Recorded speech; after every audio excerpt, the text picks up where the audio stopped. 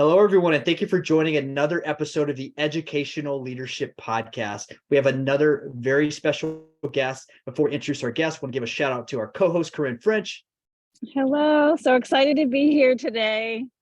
Yeah, super excited as well about our guest and just another exciting podcast. Before we start today's conversation, we do want to give a shout out to our sponsor, Ideal Impact. Ideal Impact's given hundreds of millions of dollars to public education around the great state of Texas. Nearly 200 districts in Texas is working with Ideal Impact on these unrestricted funds that can be used for higher teacher salaries, and it's recurring revenue every year. So if your district needs additional funding and you don't want to wait on the government, reach out to Ideal Impact. All right, today's guest, we have Superintendent Enlow from Bowie ISD. How you doing today, Superintendent Enlow? I'm doing great, it was exciting the last couple of days to have some staff back in the building, and looking forward to a new year. Yes, the new year, it's always interesting coming back, and y'all have some really exciting things going on. I know we're going to talk about it here in a second, but if you can, for those listening in, share a little bit about your background. Sure. This is going to be my 5th school year as superintendent in Bowie. I've actually been in Bowie for 12 years now. Since 2011. Was fortunate my first principal's job was here in Bowie. Before that, I was in Keller ISD as a teacher and a coach and an assistant principal. And so did those things, and then came to Bowie in 2011 as elementary principal. Was elementary principal for 5 years. We had a real short stint as junior high principal for about 3 months. That's an interesting story and was the craziest summer of my life. In the end of that summer, became high school principal here in Bowie. And so I was high school principal for 3 years and then been superintendent going on my 5th year now. Very, very invested in the Bowie community. My wife's a teacher. My kids all go to school here. My parents live here. My grandparents have relocated here. And so we are just very excited about what's going on in Bowie and to be active members of our community. That's awesome. I'm super excited. I'm going to pop in. Okay. I'm so excited to have you because I am in the Denton area and I love when we have guests that are close in districts that I understand from region 10 or 11. So welcome. We're so glad that you're here. I love that you mentioned your students go to the school and that you're invested in the community. I think that's so important. And your wife is also an educator. What a joy. It must be really busy in your household. So you'll have some big news. You're starting a new 4-day week. I'm so interested in that. So tell us about that and how did you have to get buy-in from the community? How did that work?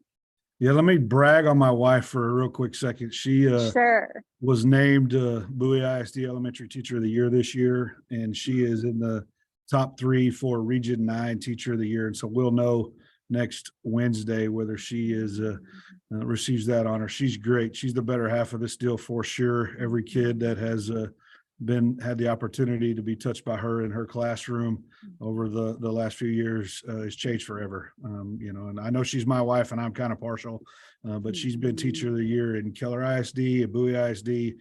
So she is absolutely fantastic and fabulous. And so just want to brag on her. She never gets the credit that she deserves. And so we'll put her name. Her name is Addie Enlow, and she is the best teacher I have ever seen in my whole life. And so she's awesome. So we'll brag on her for a quick second. And maybe we can have her on. I know we haven't had a teacher. We keep saying we're going to do it. So it'd be an honor to have a teacher from Region 9. I know I mentioned a minute ago, Region 10, 11, but I feel like Region 9 is right there with me in this area. Right. So we would love to have her on. So I'll make a note of that. So congratulations. Yeah, she'd be great. She's awesome. So 4-day week really stemmed from some conversation just in the region. There were a couple other districts around us that had started kicking around this idea. And then we have had a semi-modified schedule for the last few years. We did an early release every Wednesday for dedicated PLC time. So we would release 45 minutes early every day for the last couple of years. And it really was a challenge for our parents You'd have one day a week that you're trying to get your kids picked up earlier. And so then somebody wouldn't pick them up on time, or they'd have a conflict, and then the PLC time was impacted. And so in theory, it was a good idea to have that time for the staff to work together and look at specific information. However, it really didn't ever get as far as we wanted to and the results that we wanted. And so started looking at our calendar committee at different options and different conversations, and noting that another district close to us had gone to the 4-day week. And so it had generated some buzz. And they were really small districts. It's a real small district next to us that is a K-8 district. They don't have a high school. And so we were kind of like, well, that's totally different from what we're dealing with. But it was really generating some buzz in the community and around us. And so when we sent out our calendar committee survey to our community, we just threw in the question, what's your initial thought, or would you be in favor of us considering a 4-day school week? And it came back overwhelmingly positive. 80% to 20% were like, yeah, we want you to take a look at it. And I didn't really think that was going to be the case. I thought they would say, no, that's something for a smaller place.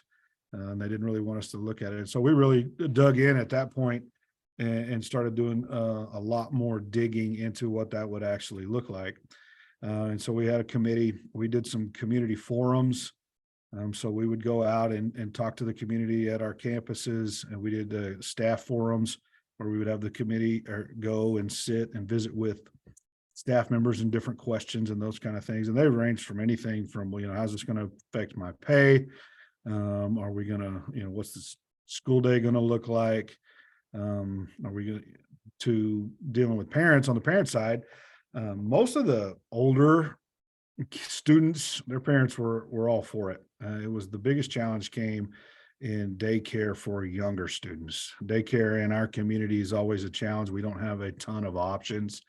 And so that's the biggest drawback that I could think of is childcare options for our younger students. On the childcare side, are there some ideas that are kind of being generated right now around what that would look like? Or sure, first off, there really wasn't an option that we presented, and so there is another childcare option that has opened up. That is in the process of opening here in our community, and so that person reached out to me at the beginning and said, "Hey, if y'all are doing this, I'm going to really look at expanding." She was an in-home daycare option, and so she bought a building and is actually going to expand her options.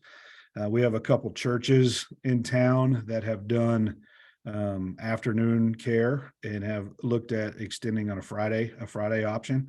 One of the cool things that I've heard is, there's teenagers, there's high school kids that are saying, well, I'll babysit 2 or 3 kids, or I'll take a couple kids and I can do that. And so they get a little bit of entrepreneurship on their side. Down the road, we've looked at some different options through CTE programs, at some grow your own ideas for folks that want to be teachers, that we could do their classwork and coursework Monday through Thursday while they're there, and then maybe even do some type of an option on Friday where they could get some hands-on training and some kind of like an internship where they were able to take care of some kids or do some things like that through that program. So there's different options and different things that we've explored and looked at. That's really cool. I mean, it seems like it's almost a trend. We had somebody else on the podcast recently with a 4-day 4-day school week. Are you seeing that happening more and more with other districts, or? We definitely are in our county. Every district in the county, there's 7 school districts in Montague County, and all 7 of us have done some formation of a 4-day work week. Some are going to go 5 days in August and then go 4 days from September on. Some are going to go 5 days until February, and then from February on.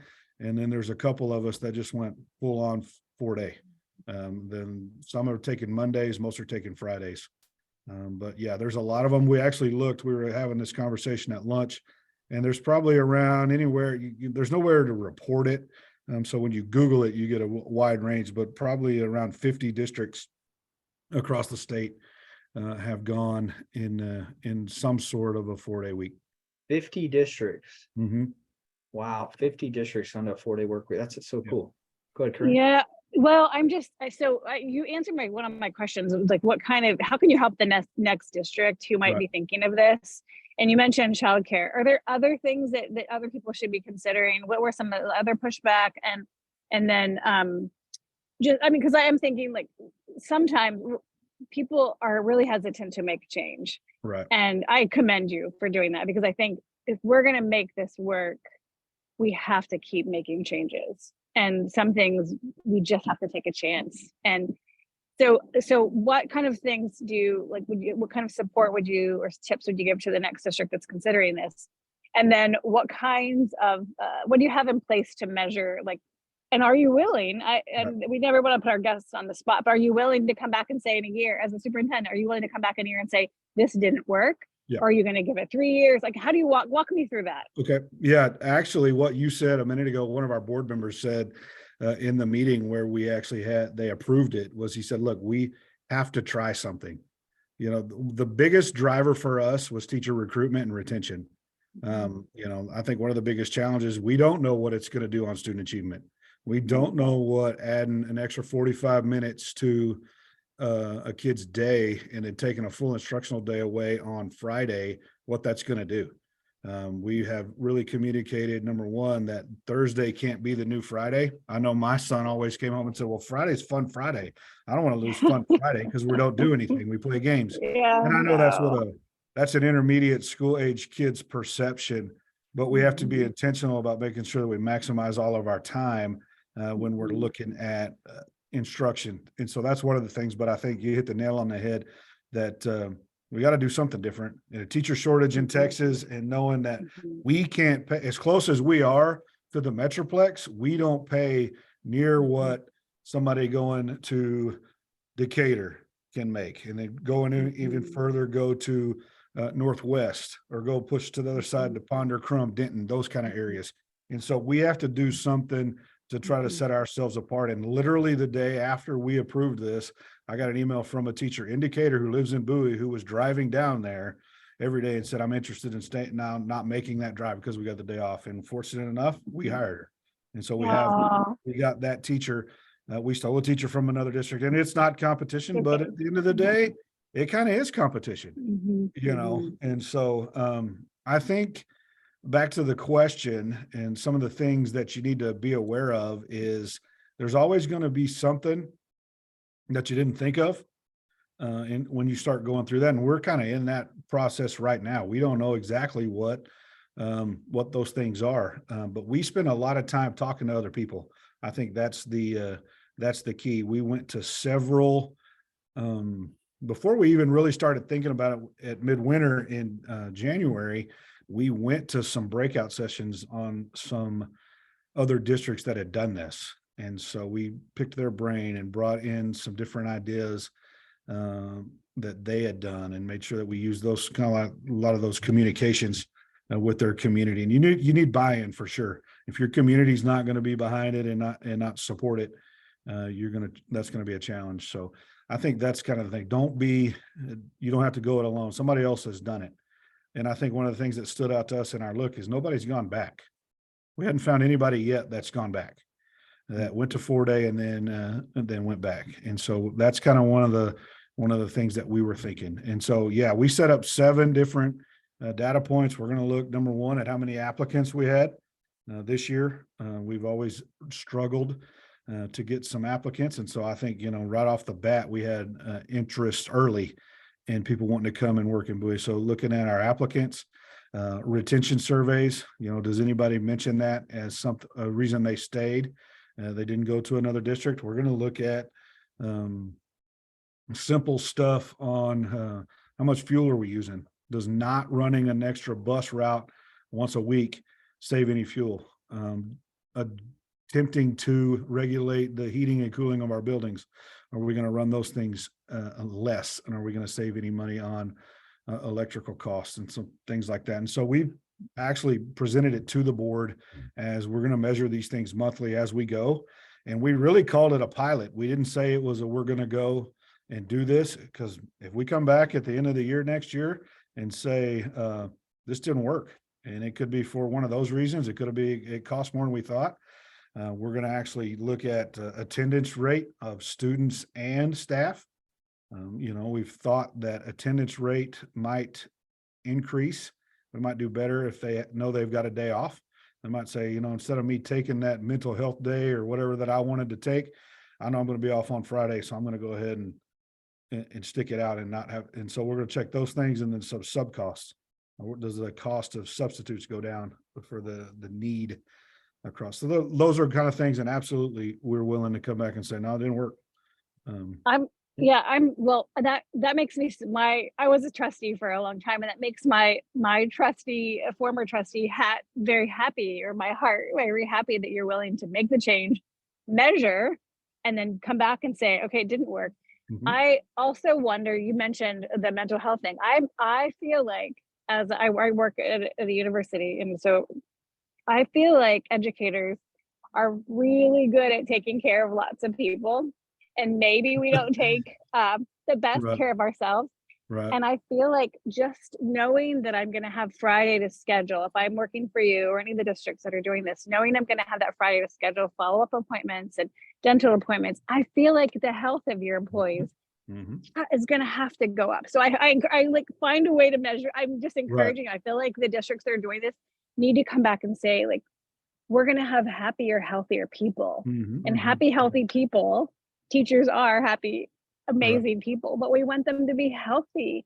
So I am also going to challenge you on this. I feel like if there are only 50 districts in the state that are doing this, y'all need to get together. The midwinter session proposals are due. Right. Y'all should get together and have a panel and put it out there. I know you said you mentioned midwinter, where maybe your board and y'all found some information, your A team gathered some, but I feel like we've got to keep talking about it. That's the one thing that we have, I think, going for us in Texas is the local control. Well, we have many things, right? But that is an important piece that we have, that local control. And so showing other districts how you did it is, so I'll send you the link in case you don't have the proposal. All right. Well, I think too, it's important also to talk about, the legislature, if there's a group of us doing it, there's a group of legislators who went out and they proposed a bill to kill it. They said, if you can't have a 4-day week. So if it works and it's something that we think is positive for kids and our staffs, we need to be the ones out championing that and sharing that information and showing that the local control is what's best. Let the people who live in the districts make the decisions that are best for the districts and what they need to do for their kids. Absolutely. Yeah, that makes sense. Corinne, you made a great point as far as the quality of the work. I'm a part of this professional coaching, I think we all have our coaches that kind of help us and mentors and that sort of thing. And it talks about how, if you approach things when you're exhausted, just the quality of work versus, if you're motivated and you're, who knows, that might be an interesting metric or something that affects the metrics as far as teachers should just showing up.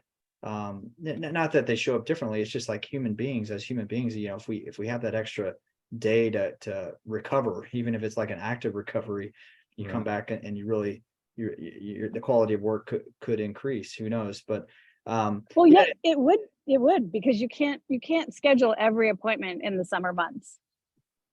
And you can't just wait to get sick in the summer months. So you need that time when doctors' offices are open and the dry cleaner is open. I mean, I think you're right, Gary, that it has to help. Yeah, and it seems like it would be, it's easy to say, well, this works, this doesn't work, or whatever. Like, it seems like any new innovation, you have to evolve things a little bit. It's like, you got to make some adjustments here or there, but at the end of the day, there was a decision that was made that for a reason. And it sounds like it's seen as a very positive thing to a lot of people. So I guess it's just a matter of, like anything, you're going to see some things like, oh, what if we did this a little bit differently or that a little bit differently? So that's so cool. Well, I know we're running short on time here, and I was going to ask the last question. This is the most difficult question. If you were to have somebody else in education come on the podcast, who would you recommend? Who's the first person that comes to mind when I ask that question? Oh gosh, I think it was a great idea. What Corinne said is have my wife on. Okay. Somebody who embodies loving kids and investing in kids and being able to teach anything from second grade to intermediate school to junior high, and somebody who's been in different things, who puts kids first. I think she'd be a great person to visit with. Yeah, sounds like just amazing background with the different districts and just that consistency of just being an outstanding teacher. That would be really cool. Yep. Okay, well, we'll have to get her contact info from you and invite her on the podcast as a guest. And all right, well, on that note, just want to thank you again, Superintendent Enlow, for being on the podcast. Thank you, Corinne, for being an amazing co-host as usual. And before we close out, we want to do a shout out to our sponsor one last time, Ideal Impact, giving hundreds of millions of dollars to public education around the great state of Texas and expanding around the US. So very exciting. If your district needs unrestricted funds for higher teacher salaries or whatever your district may need, reach out to Ideal Impact. And for those of you all who have been tuning in, stay tuned for future episodes of the Educational Leadership Podcast.